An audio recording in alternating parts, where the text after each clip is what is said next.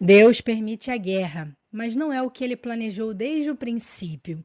Um dos significados do nome de Deus é Senhor dos Exércitos, e o Antigo Testamento praticamente descreve um cenário de guerra. No caso de Israel, Deus chamou o povo à guerra várias vezes, lutando com eles e livrando-os das mãos de seus inúmeros inimigos. Israel está localizado numa região geopolítica de grande interesse estrangeiro, o que o torna suscetível a inúmeras tentativas de dominação externa. Em algumas situações, Deus permitia que o povo de Israel fosse derrotado na guerra, devido à sua desobediência e rebeldia. Muitas guerras no Antigo Testamento eram uma forma de Deus trazer castigo sobre um determinado povo. Mas qual é a origem das guerras? Na maioria das vezes, a guerra é a consequência do egoísmo, da avareza, da ânsia de poder do homem. Tiago 4,1 diz: De onde vêm as guerras e contendas que há entre vocês? Não vêm das paixões que guerreiam dentro de vocês? Encontramos também essa resposta em Marcos 7, versículos 21 a 23, onde Jesus diz: Porque do interior do coração dos homens saem os maus pensamentos, os adultérios, as prostituições, os homicídios, os furtos, a avareza, as maldades, o engano, a dissolução, a inveja, a blasfêmia, a soberba, a loucura. Todos esses males procedem de dentro e contaminam o homem.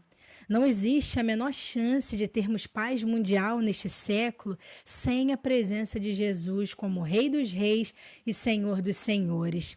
A ânsia por poder, opressão e domínio estão no cerne da origem de muitos conflitos. Contudo, as guerras acontecem quando a humanidade atinge níveis elevados de corrupção moral e espiritual.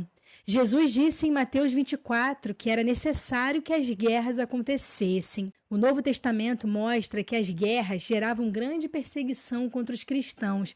E apesar disso, o efeito era o avanço do evangelho no mundo, pois os cristãos se espalhavam e a salvação chegava aos povos mais distantes. Nesse caso, podemos ver que Deus tira o bem do mal. Ele é o dono da história e destrói todos os governos que se sustentam por meio da falsa paz. Mas é importante lembrar que, para o cristão, a paz de Cristo é a solução contra as guerras. A Bíblia nos aconselha o caminho da paz. Somos orientados a ter paz com todos os homens, no que depender de nós, e não podemos ser causadores de guerras. Existem guerras na família, em que os membros não entendem o seu papel e combatem uns contra os outros, em vez de amar e respeitar. Guerras no trabalho contra o egoísmo, a ganância, a ambição por promoções e status falam mais altos do que a ética e a colaboração mútua. Na igreja, quando existem divisões, partidarismos e diferentes interpretações e opiniões que provocam disputa e conflito entre os irmãos. O cristão tem certas responsabilidades em relação ao governo. A Bíblia orienta que o cristão ore para que o coração desses homens se mova em favor da justiça e da paz. Jesus chama de felizes aqueles que são promotores da paz. Deus ainda diz que não se deve fazer justiça com as próprias mãos.